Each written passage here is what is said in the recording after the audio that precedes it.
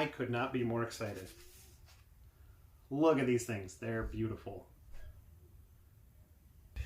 Hello and welcome back to the workshop, and welcome back to the Use What You've Got Lockdown Guitar Challenge. We finalized putting the finishing coats on the bodies. They are over there staring at me menacingly, hanging on the wall. So now I need to turn our attention to the necks. Now before I get that all set up, I need to get the inlays sorted out. I need to shape the necks, and I need to get the headstocks to their final shape. I had a template and I can't seem to find it, so I'm going to have to go ahead and make a new one. I think I'm going to start by cutting one of these headstocks to the final shape and then using that to cut out the template. That way I have that to match it across the board. Now I did get a question in my comments which I would love to cover, and that is, how do I determine the spacing of a 3x3 tuner headstock? Now that is my primary format that I use, so that is something that I have done a lot of looking into myself just to design my own personal guitars, and we'll go over some of those key points. So with all that, let's get into designing this headstock. So what it very basically breaks down to is angles. The spacing in between which you put the three holes on the one side is determined entirely by the tuning keys that you use.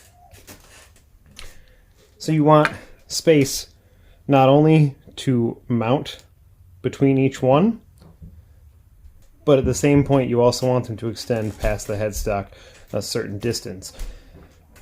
Now the type of tuning keys that you use is going to change how this all lays out this direction as far as the spacing between each hole.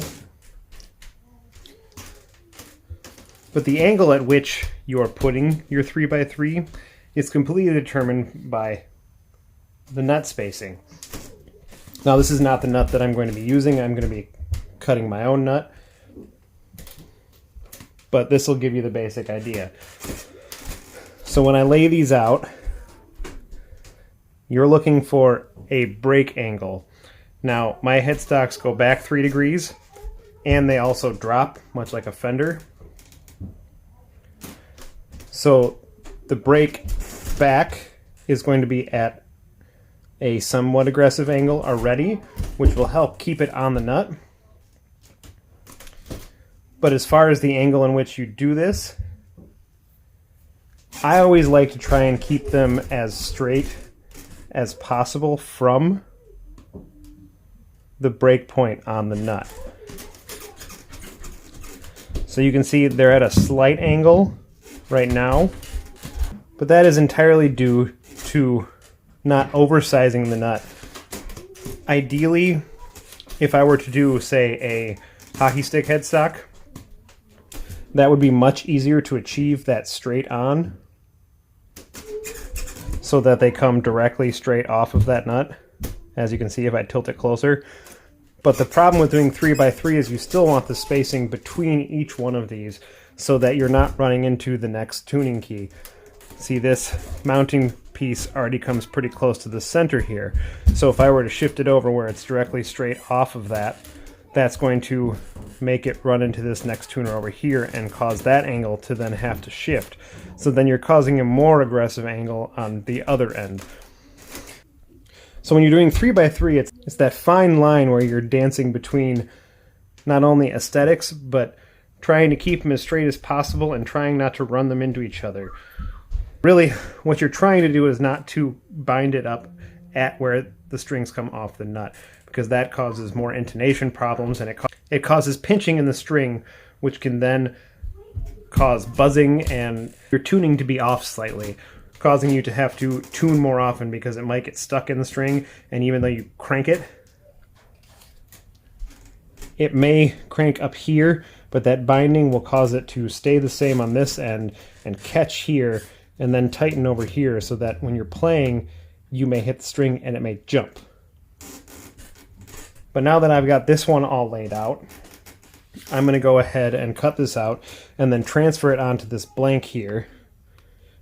And then I'm going to use this blank to then determine where this headstock is going to end up. And I'm going to match them identically. Alright, I've got headstock sorted, I've got the holes drilled, I even made a template in the process. Now I need to turn my attention to the inlays. Now, I'm going to be doing the inlays in two different ways in this one. We've got something very specific in mind for my Acoustasonic here, so we'll set that off to the side for now, and we'll focus on the easier of the two. Now for the Among Us one, I'm just going to go simple dot inlays, but of course I don't like to do anything standard, so I'm going to do a simple sweeping pattern, so they're all in this half circle type motion. I started in the center here with the 12th fret, the top dot, and then I just kind of sweep them on either end to complete that contour. So that one's just going to be as simple as running a drill bit that's the same size, countersinking them, so that then I can drop these in and glue them in place. These are the inlays I'm going to use for this one. And you can see they're kind of green. This one's a little bit different color. I found that these were dyed, and when I took some sandpaper to them, it took most of that color off. So this one was a test piece that I did with the dye that I have from the body so that I can make them match. When I final sand this fretboard, I'm assuming that most of this green is going to come away. I've also gone ahead and prepared my logos here. Now this inlay method is going to work the same for doing the headstock logos. The only difference is the pieces of shell that I had were small, so I had to laminate two together with some CA glue. So you see it's got some tape on the back side of it. That was so that I could glue the separate pieces together to make sure the joints stayed together when I cut. Now I left the tape on the back just to hold them in place so that I can later then use the same method I'm going to use for these to do them on the headstock. But I'm going to set those aside for now, and I'm going to focus on these. What I'm going to do is I'm going to center them, but I'm going to put a very small dot of super glue on the back here. And what that's going to do is it's going to act like a small clamp. And the nice part about doing that is that it's in the place that you're going to then cut away to insert your inlay. So once you break that off, the part that has the super glue on it is going to be gone. Now it's only a very small, just so I can break this off easily, but it's also there so that I can then, you're going to need a very sharp scalpel. Very carefully score around.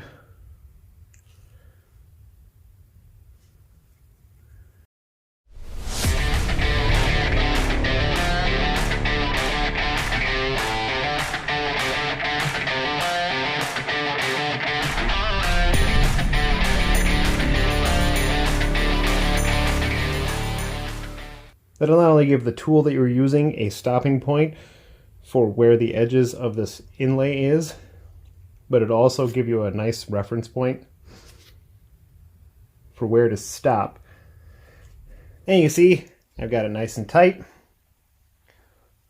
I just need to clean up that pocket a little bit and then press it in the rest of the way. And then I need to repeat that all the way across the board. And then when all is said and done, a little messy, but you got some inlays. Now it's on to just sanding these flat, making sure to keep that radius. And then, as I said before, I'm going to have to re-dye these shells. You can already see this one it's all come off completely because I actually tried to resand that one. Wish they would stay green like that, but in order to do so, I'm going to have to re-dye them. These turned out just fine. Once that's all sanded back, that will be left as is. Alright, and just like that, we've got two necks that are carved and ready to go. Now, the concept of carving is pretty straightforward and simple. At this stage, I just have a whole bunch of sanding to do to clean these up. But here are some of the basics.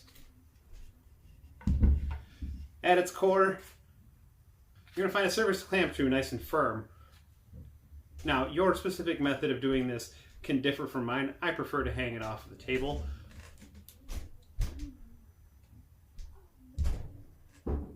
Now, when hanging this off the table, I use my stomach or my chest to help stabilize it while I carve it down.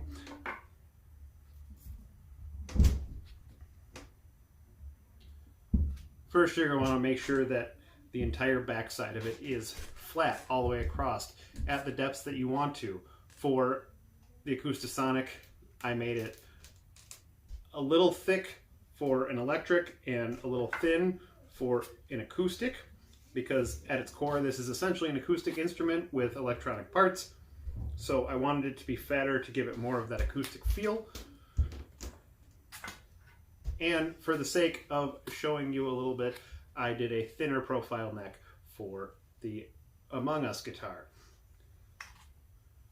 Now, once you've got that all flat and ready to go, you're going to then find your center line and then quarter those and then draw lines across the side to give you the profile of which you're going to start knocking off those edges. With every edge you knock off, you're going to then draw another line, splitting those flat spots in halves and keep knocking down those corners until you get a rounded profile. This will give you a nice C shape. If a rounded C shape is not your thing, and you're looking more for a D shape or a Wizard Ibanez style speed neck, then all you're going to do is you're going to take those lines, you're going to find your center on either half of that neck, and you're going to move it over until it's about 2/3 away from the center line. And then you're going to knock off the corner that way. By shortening these spaces, you're shortening how rounded the neck is going to be, which is going to give you a flatter, rounded profile, much like a D-shaped neck.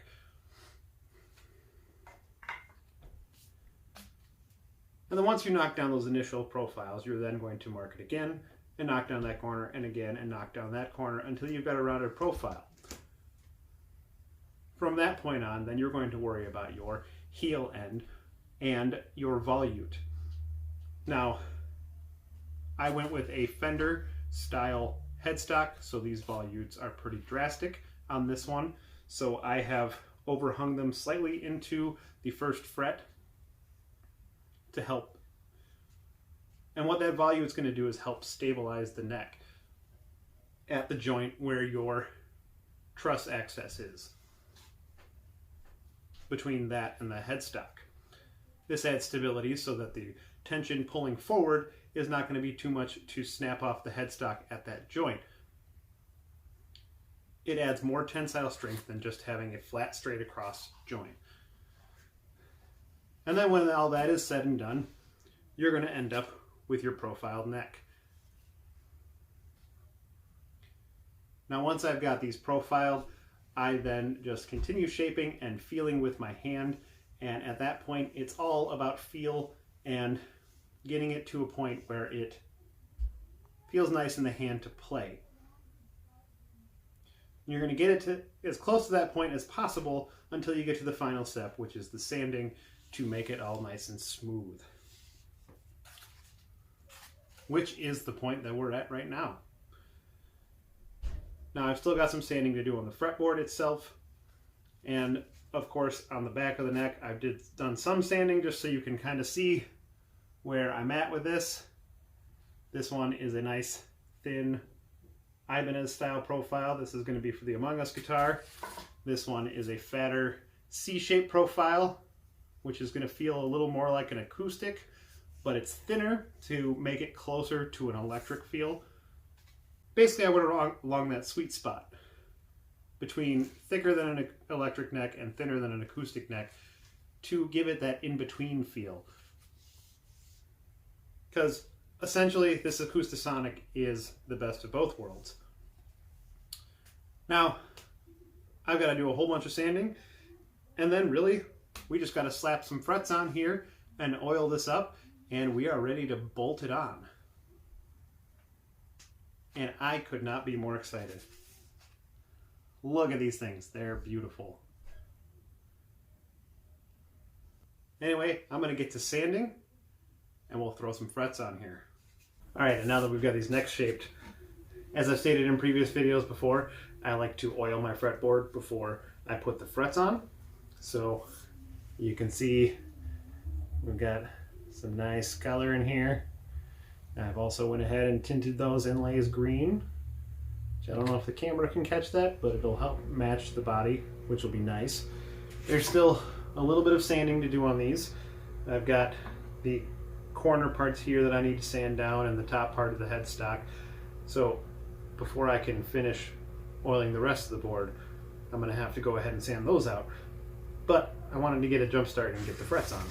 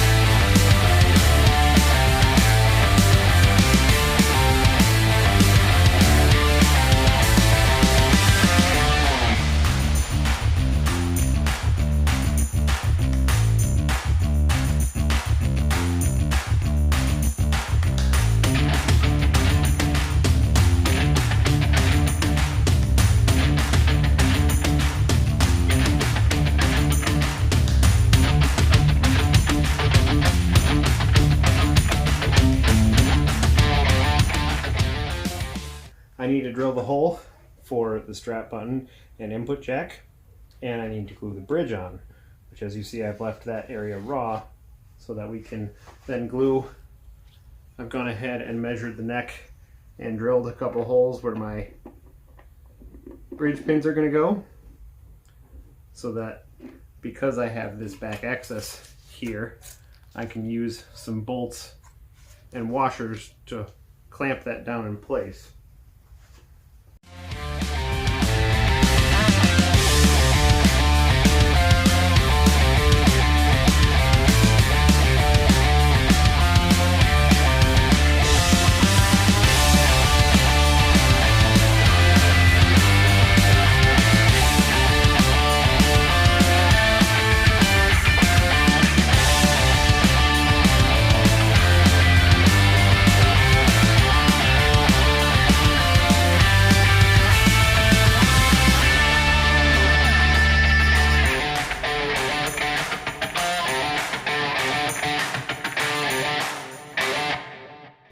We have made a boatload of progress. So now all that's left is dressing these frets, doing the final sanding on these, oiling these up, and really, then we can put them all together. I can just taste the finish line. And I have been just having a blast with this one.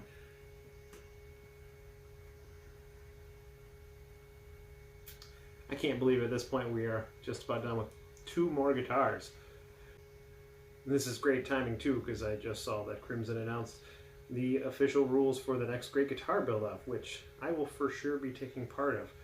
I've got some ideas, but I need to narrow it down to what I want to do exactly for it. I don't know, I'm going to have to have a bit more of a think. I've got a few ideas. As always, don't forget to follow the other builders down below that are in this Use What You've Got challenge. They've all been making some pretty killer stuff. I know there was no date set for this, but I just couldn't keep my hands off these things. If you like the series so far, don't forget to like, comment, and subscribe. I would love to continue doing series like this, especially something in this realm.